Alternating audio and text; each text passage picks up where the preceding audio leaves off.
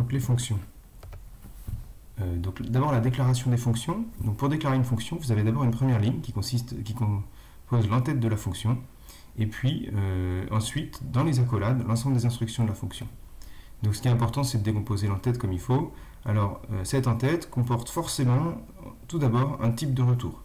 Alors ça peut être les types classiques, entier, double, ou ça pourra être des types composés qu'on verra plus tard. Ensuite, vous avez le nom de la fonction, donc il n'y a pas de convention spécifique de nommage. Moi, souvent, j'utilise les tirets bas pour séparer les mots. Et enfin, vous avez des parenthèses dans lesquelles vous pouvez apparaître soit rien, il n'y a pas de paramètres, soit vous allez faire apparaître les paramètres. Donc, c'est une liste de paramètres séparée par des virgules, et chaque paramètre devra être précédé par son type. Même si vous avez deux paramètres de même type, par exemple le paramètre 1 et 2 sont tous les deux des entiers, vous allez devoir répéter le type int deux fois. Les noms que vous donnez à ces paramètres sont quelconques, c'est-à-dire qu'ils n'ont absolument aucun impact sur le reste du programme. Ils sont nommés simplement pour les instructions qui sont à l'intérieur de l'accolade. Donc ils sont indépendants des noms que vous allez utiliser ailleurs. Et il faut bien comprendre que quand vous passez un paramètre à une fonction, le programme se comporte comme si vous aviez créé une nouvelle variable portant ce nom de paramètre. Et donc, si vous avez des modifications sur les paramètres qui sont passés à une fonction, elles sont uniquement locales à la fonction et elles n'impacteront pas ce qui se passe en dehors de la fonction. Alors ensuite, une fois que votre fonction est déclarée, on peut l'appeler. Alors pour l'appeler, simplement on va utiliser le nom de la fonction et entre parenthèses des paramètres. Autant de paramètres forcément que ce qu'il y avait dans la définition de la fonction. Typiquement, une fonction peut avoir une valeur de retour. Dans ce cas-là, il faudra affecter cette valeur de retour dans une variable si on veut s'en servir, ou bien l'utiliser directement dans un autre appel de fonction. Donc je rappelle un peu des choses pareilles. Ensuite, pour faire un type de retour, forcément il faut préciser quel est le retour, comment on renvoie une valeur de la fonction. Et donc c'est le mot-clé return qui permet de renvoyer la valeur calculée dans une expression par la fonction. Donc, dans des fonctions qui ont un type de retour, le return est obligatoire. Si jamais le compilateur détecte une exécution possible de la fonction ou suppose une exécution possible de la fonction qui ne passerait pas par un return, normalement vous obtenez un warning. Lorsque vous faites un return, ça termine l'exécution de la fonction. Tout ce qui se situe après le return ne sera pas exécuté. La fonction s'arrête là. Et enfin, dans le cas de la fonction main, il est conventionnel de mettre un return 0 même si le compilateur ne râlera peut-être pas en cas d'oubli, qui signifie simplement que le programme s'est exécuté avec succès.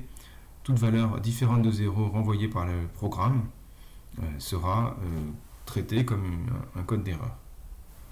Donc la fonction main, c'est une fonction très particulière dans le programme qui permet au programme de savoir quelle est la fonction qui va exécuter au lancement du programme. On ne peut pas compiler un programme de façon standard sans que quelque part dans le programme il y ait une fonction main. On ne peut pas non plus compiler un programme où il y aurait plusieurs fonctions main. Alors un petit exemple de fonction, donc ici une fonction moyenne, deux fonctions, une fonction moyenne qui prend trois paramètres que j'ai appelé val1, val2, val3 naïvement, et puis chacune est un entier, donc vous voyez bien que j'ai répété le mot-clé int pour chacun des trois paramètres. Elle a un type de retour qui sera un entier, donc je retrouve dans la fonction le return ici qui m'indiquera le type de retour.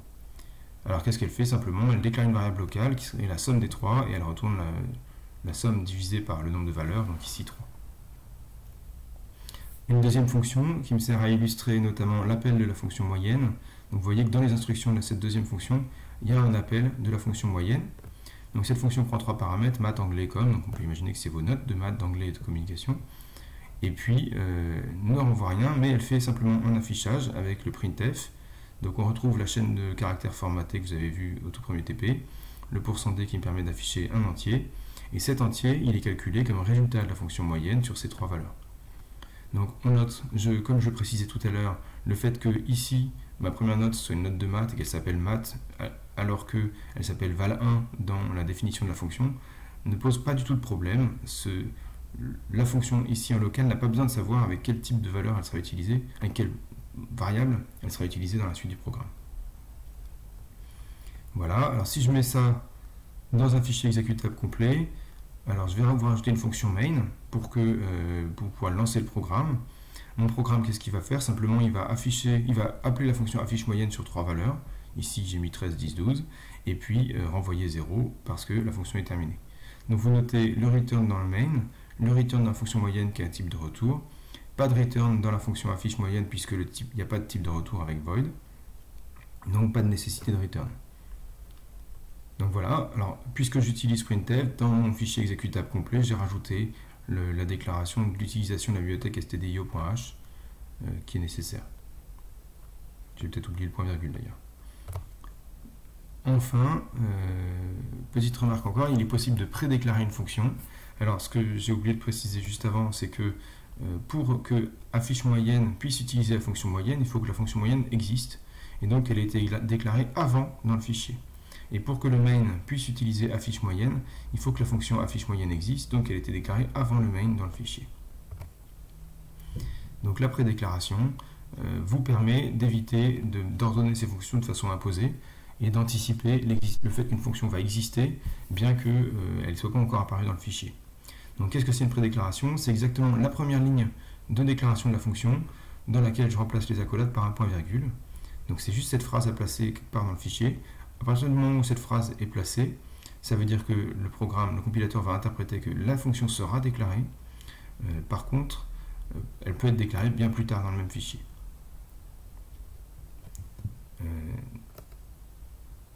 Donc si je reprends mon exemple tout à l'heure, je peux dire j'ai envie de mettre le main au début, et puis prédéclarer. Alors pour être sûr, je prédéclare les deux, moyenne et affiche moyenne. Donc j'ai simplement copié la ligne une deuxième fois avec un point virgule ici, et puis normalement ça fonctionne. Alors on remarque que j'ai prédéclaré les deux, j'aurais pas eu besoin de prédéclarer moyenne puisqu'elle n'est utilisée que dans affiche moyenne et qu'elle est avant affiche moyenne. Le plus simple, le plus standard, c'est de tout prédéclarer pour être tranquille. Voilà pour les fonctions, la suite dans une prochaine vidéo.